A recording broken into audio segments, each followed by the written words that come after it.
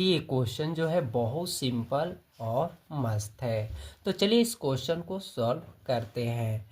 तो एक्सरसाइज 6.3 का question number 4 है। आकृति 6.36 में देखिए यहाँ आकृति दे चुका है।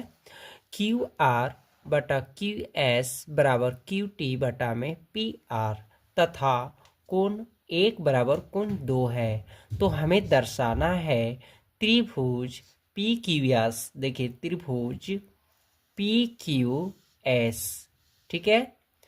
इसके बाद त्रिभुज T Q R, T Q R यानी एक छोटा त्रिभुज है और यहाँ से दूरी टी से चल के क्यू से आर तक है, एक बड़ा त्रिभुज है।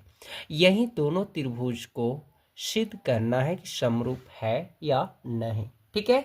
तो सबसे पहले बहुत इजी तरीके से सॉल्व करते विद्यार्थी, ठीक है। तो लिखेंगे विद्यार्थी हल, हल के बाद लिखेंगे दिया है, ठीक है। तो क्या दिया है, क्यू आर बटा में क्यू एस बराबर क्यू टी बटा में पी आर दिया है। और क्या दिया है, कोण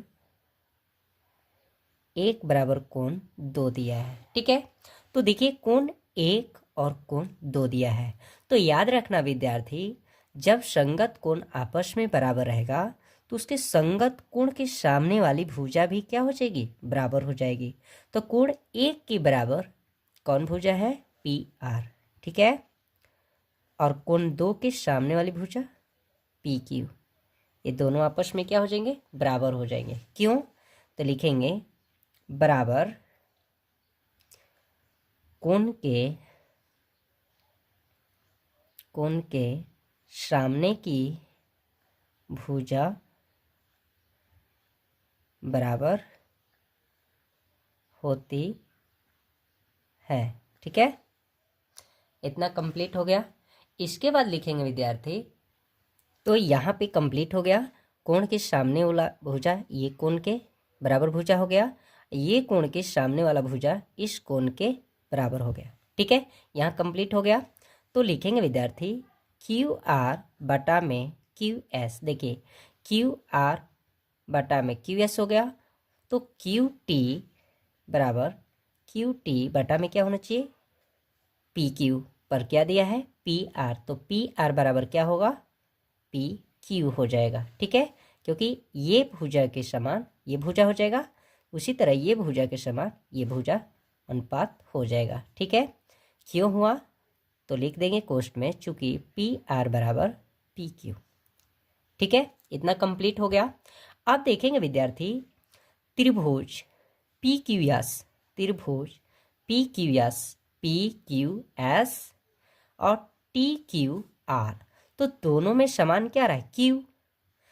यानी जब दोनों में समान आए उसे क्या कहते हैं, उभयनिष्ठ। यानी एक छोटा त्रिभुज में भी कोण 1 आ रहा है और एक बड़ा त्रिभुज में भी कोण 1 आ रहा है। तो हम लिख सकते हैं विद्यार्थी कोण 1 बराबर कोण 1, क्योंकि दोनों त्रिभुज में कोण 1 आया है। तो इसको क्या लिखेंगे, उभयनिष्ठ। तो जब समान मिलता है उसे उभयनिष्ठ, या ये भी हम लोग लिख सकते हैं विद्यार्थी कोण Q बराबर कोण Q, उभयनिष्ठ, ठीक है। अब ये कंप्लीट हो गया। तो हम लोग जानते हैं विद्यार्थी, कोई भी त्रिभुज का समरूप होना भुजाओं का अनुपात समानुपाती के होना या एंगल एंगल होना, यानी ए से समरूपता होती है या एस से या एस एस से। तो देखिए यहाँ पे 2 भुजा मिला और एक एंगल मिला, तो लिखेंगे त्रिभुज पी क्यू एस समरूप त्रिभुज टी क्यू आर हो गया। किसके वजह से हुआ, तो साइड एंगल साइड से, समरूपता